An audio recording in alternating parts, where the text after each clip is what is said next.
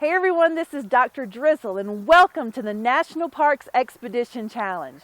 Today we're in Rocky Mountain National Park in beautiful Colorado. As you can tell, the views around us are absolutely breathtaking. We're excited to be here today with Ranger Curt. Ranger Curt is going to tell us a little bit about the park and how he got here. Ranger Curt, thank you so much for joining us today. Yeah, you're welcome. We're so excited to be here. It is absolutely beautiful. Now it is a little crisp. Yes. But I wanted to be brave and take my jacket off, and so you did too, to make me not look silly. But Ranger Curt, what brought you to the Rocky Mountain National Parks? Well, everything behind you. I came here as a child. I have memories of a campground right over there of 5 and 6 years old, climbing on the rocks with my brother. My family traveled the Northwest. I grew up in Oklahoma. We traveled all of the Northwest United States, visiting different national parks every summer.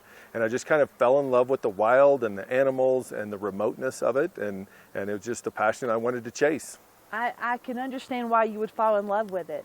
Now, you've only been here for a few years, so what did you do before this? So I spent 29 years as a teacher and elementary principal in Oklahoma and retired from that in 2015. I actually started out as a volunteer here and then a seasonal, and I progressed into a permanent job in education. Well, I think you're very lucky that you got to come now. This is your office every day. Yes.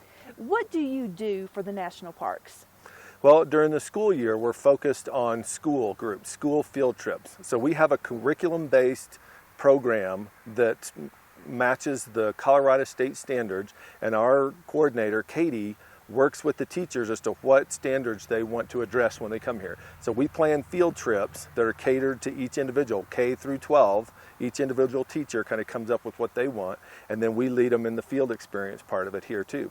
And so, very cool. And for kids that can't get here, you offer this virtual programming too, where they can see the park without ever leaving their house. Yeah, so on our website, if you go to the education drop down, we have virtual field trips on there. We have some distance learning recordings there. We also have a distance learning specialist here in the park, Catherine Ferguson, that reaches out to classrooms all across the United States and even other countries sometimes. Well, the Rocky Mountain National Park, I've read, is the third most visited national park. Yes. So tell us a little bit about the park. Well, you're right. We hit 4.6 million last year, so we are the third most visited. And many of the attractions here that bring people here are the accessible hiking trails. We have over 300 miles of hiking trails that you can hike. We have people that climb our big 14er, Long's Peak, which is really a technical climb more than a hike. But we also have very flat, accessible meadows. So people of all strengths and abilities can come here and hike and enjoy the wilderness with us. Another unique part of Rocky Mountain National Park is up there, the alpine tundra. One of the main reasons this park was protected was to protect that alpine zone up there. So that is something. Trail Ridge Road just opened a couple days ago, and that's a big attraction to people. So if I'm out doing some hiking, what am I going to be looking out for as far as animals? Well, right now we're right in the middle of elk calving season. So you want to watch out for the cow elk. Those are the ones without the antlers, and they're having their calves right now, and they're going to be very, very protective. Typically they're very docile, but this time of year they're not. Well, I understand that. Yeah. They want to take care of their kids. So, what else? So other things you want to be aware of, bears. It's very seldom that people see bears or even mountain lions are out here in the park. But if you're staying to the trails and making a little bit of noise, not a party type noise, but conversational, they're going to know you're here. They can hear us, they can smell us, and they're going to take off. Almost all the bear sightings I've had is a bear running across the meadow to get away from us. So I heard about something called a pika. Yes. Pikas are awesome, and they are part of the protected zone up in the alpine tundra. They're about the size of a softball. They've got big ears, and they're very, very difficult to see. You really need to get up in the alpine tundra. They love the rocky outcropping areas, and they dart from one rock to the next. And you really have to sit there and just watch an area for a while, because when they're not moving, they look like a little round gray rock like all the granite up there. And the only time you really see them is when they're moving quickly. Sounds like a little bit like a prairie dog or a gopher, the way they pop up. Yes. So what ecosystem are we in right now? Well, right now we're in the montane ecosystem, and Rocky has 4 main ecosystems that we talk about. We've got the riparian zone, which is out here that's along the waterways, and then we've got the montane, which are these big wide open meadows with the big ponderosa pines spread out. And then in the background here you can see we go up into the subalpine, which are more lodgepole pines and gets into fir and spruce species, and they're more densely growing together. And then up above that is the alpine tundra, up above the tree line. Can you tell the kids when Rocky Mountain National Park became a park? 1915 was when we were established as a park. So in September we'll be 105 years old. So primarily to protect these alpine tundras? Yeah, the alpine tundra is a really special ecosystem within itself, and there's not too many places that you can really just drive up and be a part of the alpine tundra. So that was a big part of it, and just all the flora and fauna, the wildlife and the valleys are just really popular.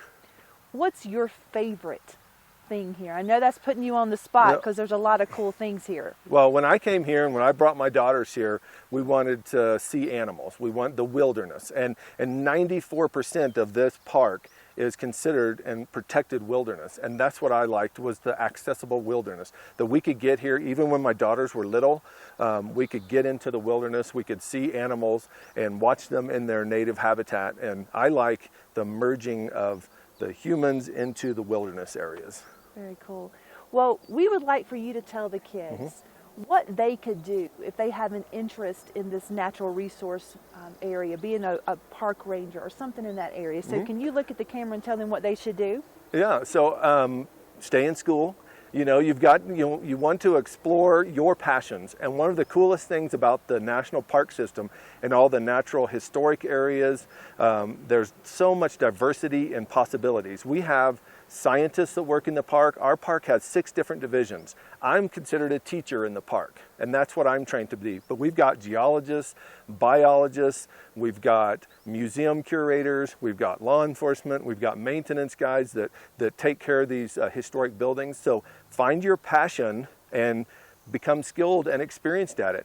To get involved in the Park Service offers lots of internships, some volunteering that you can do in a park near you, and experience is the biggest thing to put on your resume, and just follow your passion and there'll be a niche for you in the Park Service. That would be my best answer. Well, kids, I hope you heard that, and as you know, we always issue a STEM challenge during these national park visits.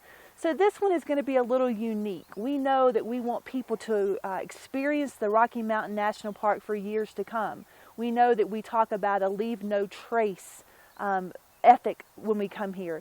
But we also know that some people can't make it here. So we want you to create a virtual experience where people of all abilities, of all ages, can experience the park without ever leaving their house. Now remember, we have 5 senses, and when those 5 senses come together, they produce a great experience for people. So create a virtual experience that will capture the Rocky Mountain National Park for generations to come.